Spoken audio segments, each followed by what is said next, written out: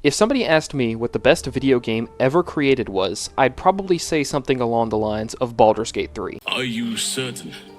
It will be untamed, vigorous, and, well, large. Knights of the Old Republic 2. Your life literally is as valuable as a summer ant. You should kill yourself now. Fallout New Vegas. Yeah! Who won the lottery? I did! What do you think you're doing? Or Simpsons Hit and Run. The classics, as you know. And that makes sense. I have big biases towards large, complex, and deep RPGs. I mean, if I'm playing a single-player video game, that's probably where I'm going. But if you turned to me and asked instead what my favorite video game of all time was, I would still say Fallout New Vegas. Seriously, have you ever played that game before?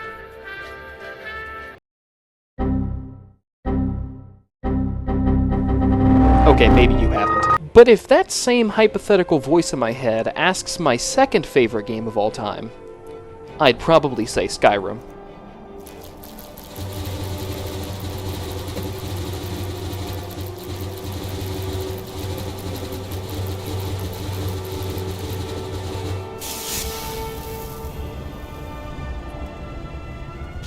Which, to anyone who isn't familiar with the Elder Scrolls franchise as a whole, seems reasonable. It's a large, expansive, deep RPG. Everything I would want. But if you've really sank your teeth into the game, and I mean really sank your teeth into it, or you're one of those rabid, rabies-infested Morrowind supremacists hiding in the YouTube comments section, waiting for your chance to drop a college dissertation on why your game is better on an unsuspecting 12-year-old, you'd know that Skyrim isn't really a great RPG. There's not a ton of expansive dialogue choices. Would you rather have unlimited bacon, but no more games? Or games, unlimited games, and no games? Very rarely do you complete quests in more than one, maybe two ways. 3 if they're feeling extra generous. Most factions don't care about who you're affiliated with. I mean, they just let Dark Brotherhood assassins walk into town in full outfit and gear and then comment about how they know what that gear means. I mean, for fuck's sake, at least 75% of the quests end with you in a Draugr ruin fighting zombies. It just doesn't give you the diversity you would normally want in an RPG. But Skyrim is a little weird. It doesn't really need to be an RPG like the others. Because Skyrim is one hell of an adventure game. Have you ever walked around Skyrim? Spoken to its people?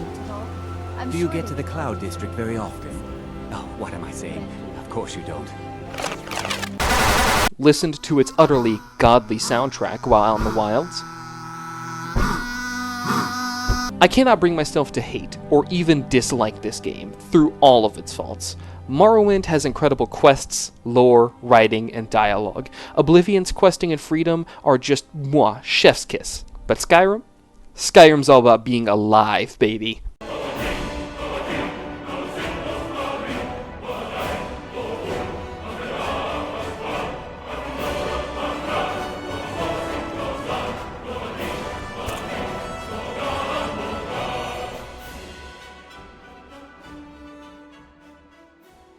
Our boy, Andy Skyrim, I mean, isn't he just beautiful, first awakes in a snowy cave up in the far north. You see, he's come all the way from Blackmarsh on his journey to Skyrim, after some incidents with the local clan's mage that were definitely not his fault. He fled into Morrowind. Why is he looking at me like that? What's up, little bud? Got a staring problem, pal? Like what, dude? He's just looking at you. He's a baby. Look at his face. Dumb little face. Stop. Yo, Zen, get your boy, dog. Shortly thereafter, he noticed that he made a small mistake. When the... Whoa! What? What is it? Andy, holy shit, look at the script. Yeah, man, it's all blacked out. No, the uncensored one I sent you. Oh. What's wrong with it? What? This is just... This is... I'm not platforming this. Oh, come on, man. No, not a fucking chance. You've got a problem. Fine. Whatever. Originally, he decided to cut his losses and head west for Cyrodiil, but after a run-in with some Dark Elf bandits, which he did not provoke in any way, He was forced to flee wildly through the woods northbound. Sadly, after weeks of being chased, they caught up to Andy here, and the ensuing scuffle resulted in him taking a tumble off a cliff and somehow landing in the cave where he wakes up now. After taking stock, Andy is very surprised to see that he has all of his equipment. However, he doesn't know for sure how long he's been out for, and fearing a bandit pursuit, he delves deeper into the snowy cave. Frostbite spiders are no real issue. I mean, Andy is a scholarly fellow. He knows magic like the back of his hand, and burning them to death is a super easy ask. However, spiders aren't all that wait for him in the strange cave, as the next thing he finds is old and decrepit Nordic ruins. Although most would turn away, severe brain damage and a potential bandit pursuit tell him to press onwards. A quick pull of a lever, and a few steps later, Andy is in and looting away. Uh-oh. Draugr, the undead of Skyrim, who seem to be fucking everywhere these days. No issue. Andy is trained in over 200 different ways to kill a man. Sadly, not only are they all already dead, but that is clearly a woman right there.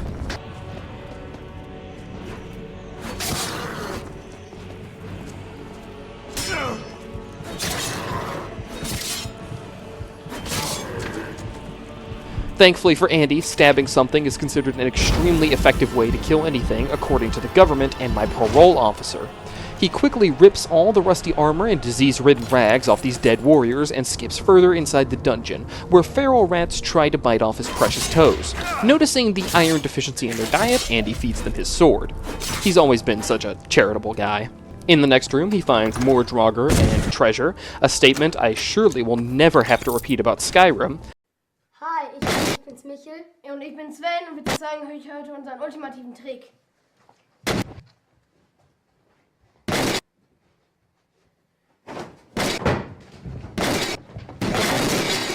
And beyond that is Andy's worst fear, an ice mage, the natural enemy of fire. Ice, an element that is, not literally, but figuratively, way less cool than fire, in Andy's opinion. For you see, when Andy was but a young lad out in the marshes, he took solace by the campfire in his village, which protected him from the harsh coldness of the outside. That, and he likes to use soul gems to light ants on fire in his spare time. I'll let you decide which of those two things is more important to him. Engaging in a magic off, Andy asserts his dominance by eating his lunch mid-fight in order to secure victory. Having proved that Hot Wheels are better than ice skates, Andy meanders into the next room to find a helmet atop a suspicious pedestal in a strangely empty room. He can smell a trap from a mile away, so using his extendo tail, he grabs a free enchanted helmet and opens the path forward. What a smart fellow. After all, he graduated the top of his class in the homeschooling academy he runs for himself. In the room beyond, Andy's imaginary hair stands on edge, signaling to him that there's danger in this room. Channeling the one free use of stealth archery within all of us, he secretly takes out 2 skeletons on each flank of the room, leaving just the undead ice mage to battle. Motherfucker, run! Raider! I think he's right behind me, Raider! Raider, please stop! Raider, you're running a little too fast! Oh my god, Raider! He's right behind me! Oh my god, Raider! After a very close battle in which Andy did not shit his pants, he is left the undefeated victor of the dungeon. Finally, with the danger cleared, Andy can finally claim his reward by going to the boss Draugr's chest and... wait, I think he missed a... Jarvis? Enhance that image! Enhance! I said enhance, damn it!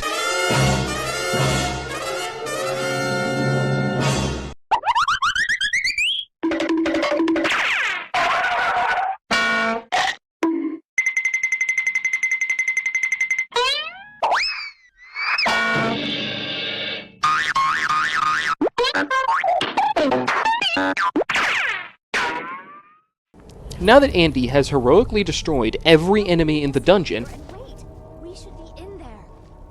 We must gather our strength. Who knows what's inside? Treasure, that's what. Get off your scaly rump and let's go. Hush, Salma. You aren't alone. Without hesitation, Andy decides to valiantly leave the treasure for those young, aspiring adventurers to find.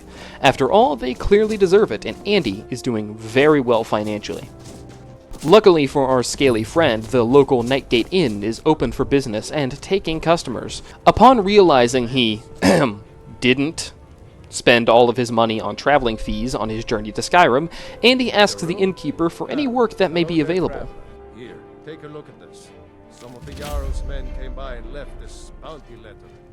A bounty, by the order of Skald. The bandits located in Fort Fellhammer have been harassing, robbing, and attacking citizens and visitors.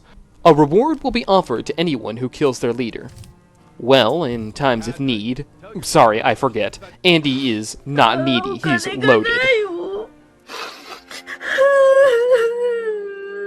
But on an unrelated note, Andy has his very first quest. He marches his way west to the fort, which is located up in the mountains near a dock town called Dawnstar. That is super convenient, since that's where he can turn in the quest he has for Sweet, Sweet Septums. He hops, skips, jumps, and even cartwheels his way up the road, until he sniffs out a point of interest just off the trail. A crypt of some kind, with 2 vagabonds guarding the entrance. Well, Andy thought, bandits can be pretty tough in large numbers, and he is light on experience. Perhaps this crypt may hold arcane secrets.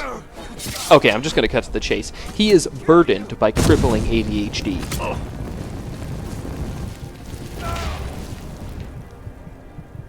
Upon entering the crypt, Andy finds a grim scene, a dead... Ooh, spell tome. Now, the spell we got was called Calm, a novice-level alteration spell that causes nearby living creatures to stop fighting.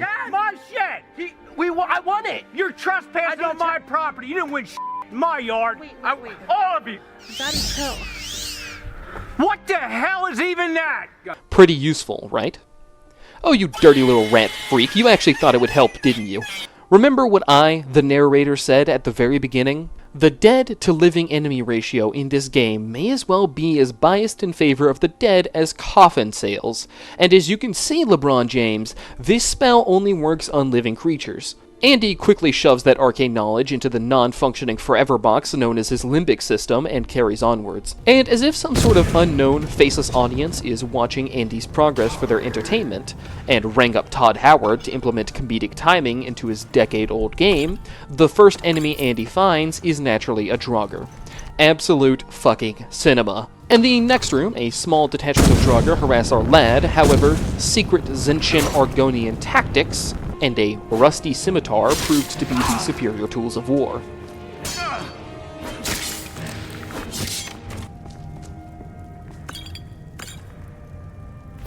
Did that book on diplomacy just teach Andy about axe swinging?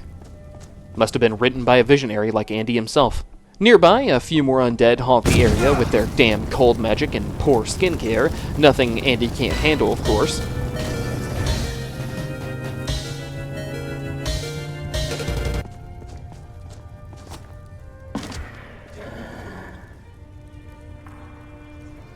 Yo, look who fell asleep first. Prank him, John.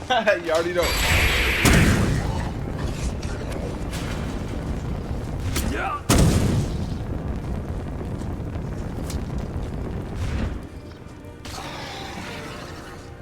After a very quick and very secure catnap, Andy is free to wander the complex for a few spare moments, finding a passage hidden under the walkway he entered from.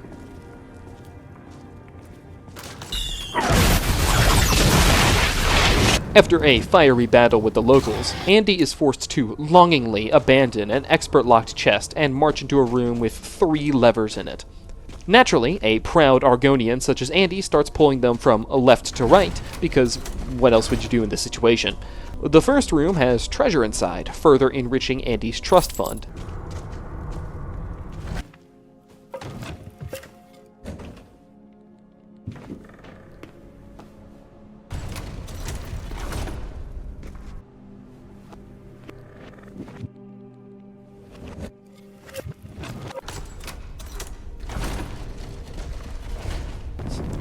Look at this fucking idiot. Now, with the area cleared, Andy... Oh, he's back in the same room as before. Oh, there's a button on this pillar here. Ah, Andy, the clever Argonian mage. He smartly knew the way forward didn't contain all the treasure and knowledge within this dungeon. The Lusty Argonian Maid. Selections from volumes 1 and 2. So he decided to explore parts unknown for the sake of enriching his experience. What's that? How did he know to search for another passage? Echolocation? Wow, you really don't know anything about Argonians, do you? Certainly not, kind sir. I am here but to clean Don't your worry, you'll chambers. figure it out as we go along. Another, post-mature cremation later, and Andy is skillfully dodging traps with his Argonian agility. Of course, the reason that door in particular was trapped is simple. Beyond it lies the true secret of this dungeon, the true reason Andy entered this crypt. On this dead bandit, he finds a face mask. Snazzy, isn't it? Further beyond this room is the much less important final chamber. Immediately, Andy's keen senses notice the disgustingly loud, labored breathing of the enemies above him. With incredible skill and wit, he shamelessly torches every undead in this room.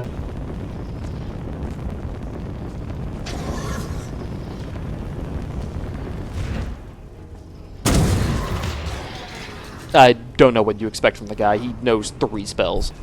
Although, speaking of magic, Andy notices something strange. He approaches a wall of many strange writings, and it almost speaks to him. It calls to him. With the ancient chanting of the races before him, Andy understands this strange language, a power yet unleashed from deep within him. Andy ponders this for a few moments, wondering what sorcery this could be. Finally, he comes to the one and only conclusion. It's because he's an Argonian, duh. For you see, when Andy was but a mere child, he dropped a gallon of moon salts and uncovered his ancient Argonian ability to read in every language, hear strange voices, and fly.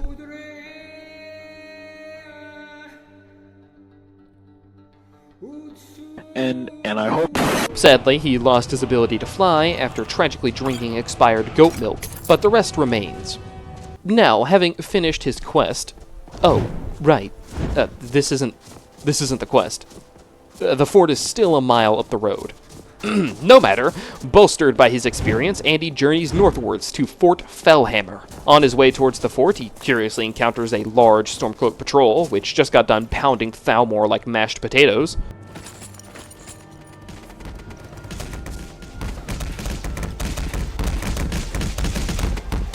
They seem to be heading the same way as Andy. In fact, they're so close to Andy's destination that he cooks up quite the idea.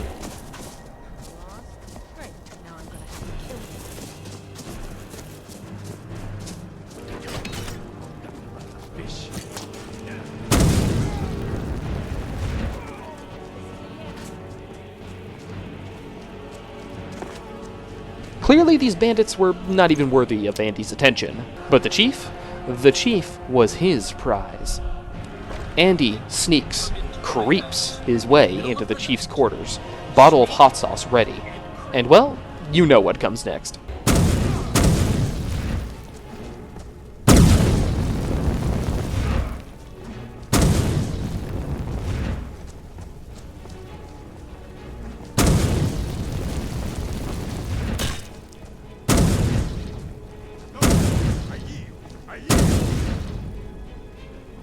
His quest, valiantly completed, and now it's time for him to finally reach his grand destination, the port town of Dawnstar. It's been too long since Andy entered a proper big city. The last time he visited anything like this was his brief trip to Kragenmoor. Dude. What? Where the, Dunmer chased him out over a small contained misunderstanding over some... regicide of some kind. I have the upper hand. Completely unrelated to him, of course. I know, right? Insane. Those assholes chased him all the way to Skyrim, all over nothing. Bandits? What bandits? Finally, having reached Dawnstar, Andy schmoves his way over into the Jarl's house. Rather strangely, what is clearly an Imperial soldier stands right outside of the main door. That's odd. Andy was under the impression that there was a civil war going on, and that he was knee-deep in racist, Stormcloak territory. I am more white than you. You look gypsy. I am blonde hair. Blonde hair I have, you gypsy. That means that someone fucked your mother that is Turkish, but your father is not. Your mother is a whore and she got fucked from someone. It's white. Ah, retired. That makes more sense. Apparently, though, he's found a bad time to come to Dawnstar. Not a single man or woman in Dawnstar has gotten a good night's rest in days. We keep having the same nightmare over and over.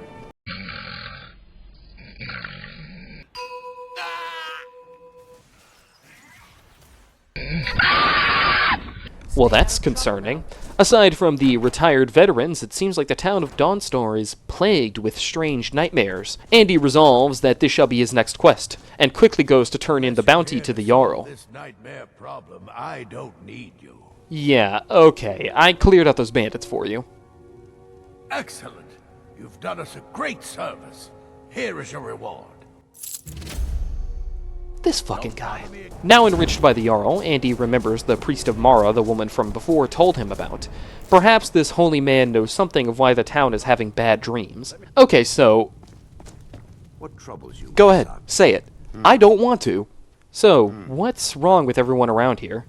The entire town is being plagued by horrible nightmares. They're in serious danger, but I'm afraid there's little I can do about it. What could you do? Dreams aren't real. These dreams are manifestations created by the Daedric Lord, Vermina. I must end her terrible influence over these people before the damage becomes permanent. Sure, friend. I trust you completely. What can I do? Wonderful. My Lady Mara will be quite pleased. Nightcaller Temple is only a short walk from Dawnstar. Come! We must hurry. The Dunmer led Andy to the tower he spoke of, and while ancient evil frightens most, Andy is only afraid of taxes and people who collect them.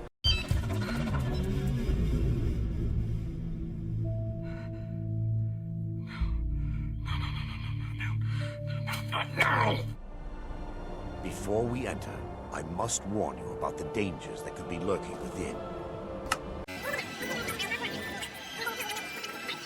Did they succeed? No. Knowing they could never defeat the orcs, the priests of Vermina released what they called the miasma, putting everyone to sleep. I'm concerned that when this place is unsealed, the miasma will dissipate and they'll awaken, both orcs and priests alike. A miasma that puts people to sleep for years. Yeah, Andy has seen something like this before, back when he mixed his urine with old Dwemer cleaning agent to see if it would make a potion. Sadly for all the people living in that inn, he forgot to put a lid on his mixture, and the miasma put them in a deep sleep. But he's positive they'll wake up any day now. Using his devil-provided black magic. Seriously? Devil magic? It's true, I swear! You use the same fucking spell! A path revealed itself to us, and Erender, or so he claims to be, shows off the skull Andy is supposed to destroy. The source of Dawnstar's woe. However, there's one problem. Priests must have activated this barrier when the miasma was released.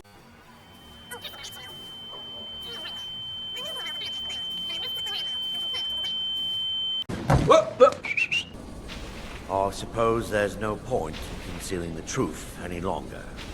My knowledge of this temple comes from personal experience. I was a priest of Vermina. Hey everybody, narrator here. Andy's microphone seems to have, broken during this segment, but that's okay. It's time for a word from our sponsors anyways. Blackbriar Meadery. Nothing tastes more like home. Now featuring Ulfric Stormcloak flavor. How rebellious.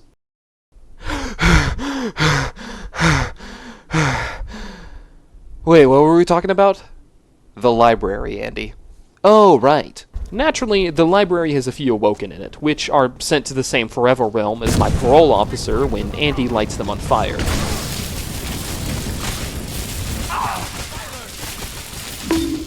You never really told me much about Vermina. Vermina resides in a strange realm known as Quagmire, a nightmarish land where reality shifts upon itself in seemingly impossible ways.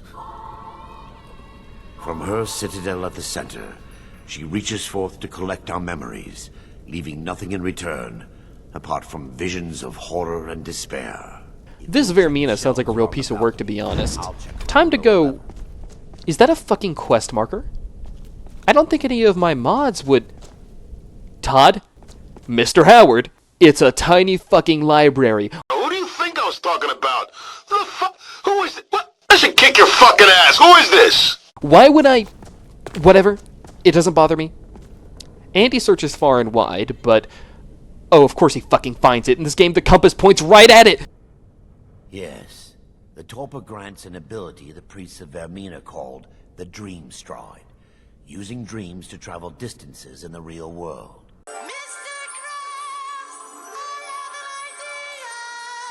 Andy was a little excited, to say the least. For you see, the last time he experienced visions like what Arender just described was during the aforementioned Moon Sugar incident, and Andy is a little excited to test it out again. The fires of hell allow us to advance onwards, and the alchemy lab presents itself to Andy and Arender. Okay, so you're fucking kidding me. Okay, before Andy does anything else, he needs to prepare. He decides to pick up every ingredient in the room and concoct an unholy amount of lean for his journey. You can never be too careful. Immediately afterwards, he downs the perk 30 he found on the shelf downstairs, and...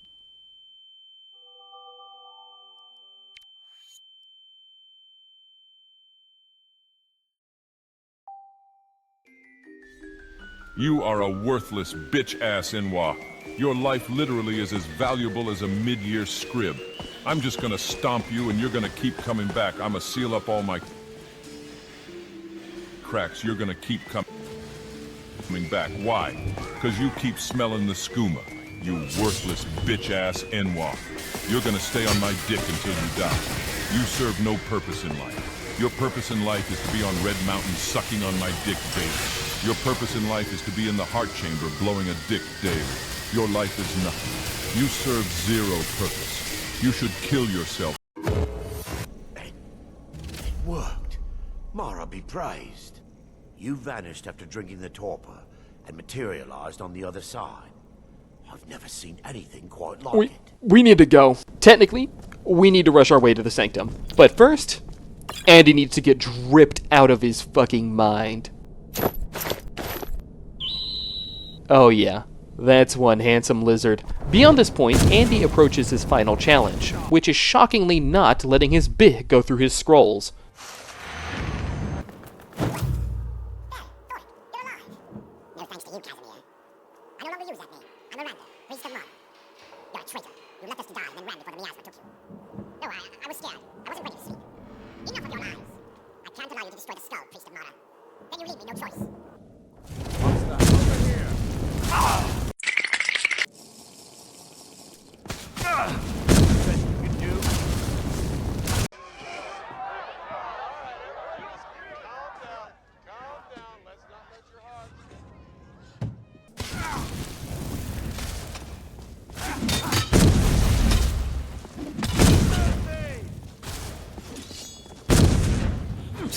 I'm gonna be a lot for stabbing Roy. By the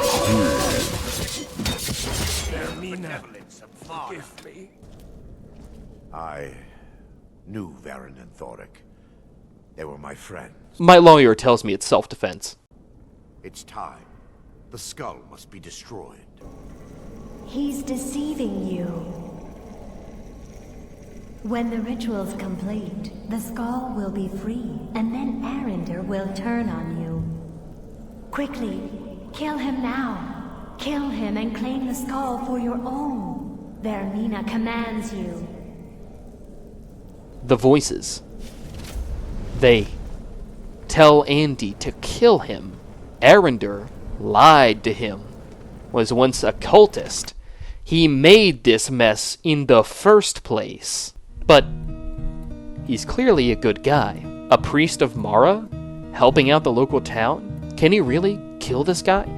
All for what? Some awesome looking staff. Holy shit.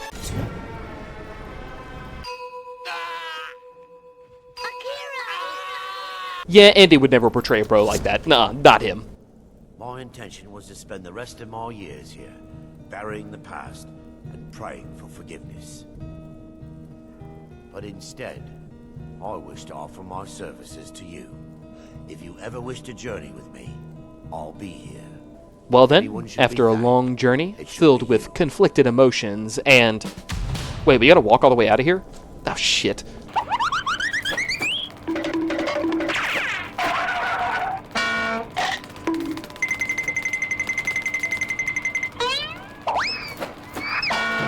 Having completed his quest, Andy resurfaces in the early hours of the morning. Tired and content, our scaly hero wanders into the Dawnstar Inn and buys himself a well-earned long rest. Hey ya fellas, this little rant here will be exclusive to this video unless I have another announcement to make. Didn't want to clog up the beginning for those who wanted to see the juicy part. Past this point, you won't see a segment here, it will just be the bloopers which roll right after this. Oh, and this is all serious stuff, so if you're here for a laugh, you can either skip to the death comp at the end or just click off. I'm not going to reach the screen and force you to watch the boring bits. I'm sorry for the delay. Not only has it been a busy 6 months, but an enlightening one. It's nothing like I was too tired or way too busy, but I finally got diagnosed with and given medicine for ADHD, which, much like with our friend Andy, was crippling. Over the last few days, I've been given a new lease in life for 2025. I won't go into details, but it is quite literally the happiest and stablest I've been since I was 5 years old. Now that I can will myself to work, create, write, and express myself without a wall of fog holding me back, the channel is going to start seeing new content again. Slowly, of course. I'm still working a full-time job, so I can't just crank out content, but it's much better than a 6-month break, no? Now, returning viewers might notice this isn't Pokemon, nor a challenge run. Originally, I set up the channel to make videos about games I love and decided Pokemon Nuzlocke might be popular, so I should make them. Since, you know, who the hell is going to watch a normal playthrough of a Pokemon game? But that's the thing. My soul really isn't in Nuzlocke per se. Truth be told, my favorite part about those playthroughs and videos was the story. I love comedy and writing. It's two of my favorite things that I haven't really put into motion, and from now on I'm going to produce videos that maximize those same two things. You'll see more of Andy Skyrim, and with him, a unique little piece of his adventures. It's not a challenge run, certainly not a deathless run, but it's a story.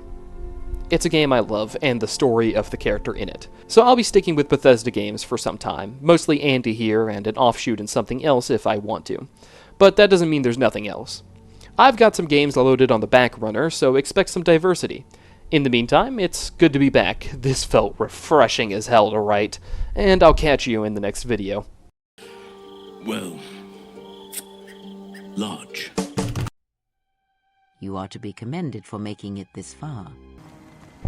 Yeah! Who won the lottery? I did!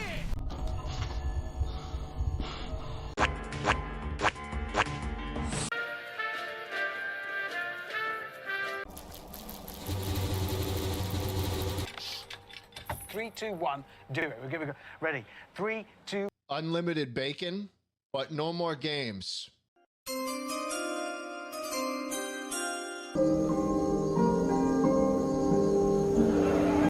Yo, why is he looking at me like that? What's up, little bud? Got a staring problem, pal? Oh, is this a turn right here? Shoot! Crap! Everyone hang on, I'm sorry. Sonic, you're scaring me! A crafted magician's brick.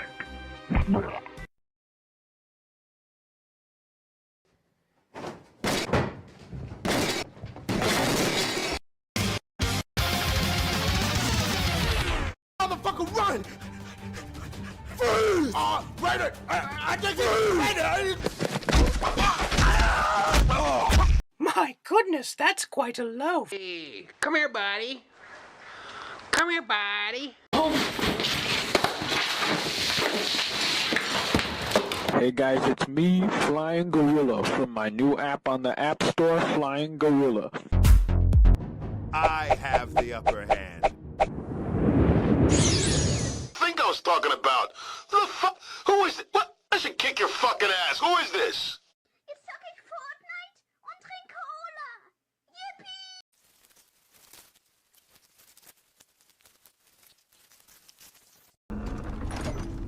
Hello?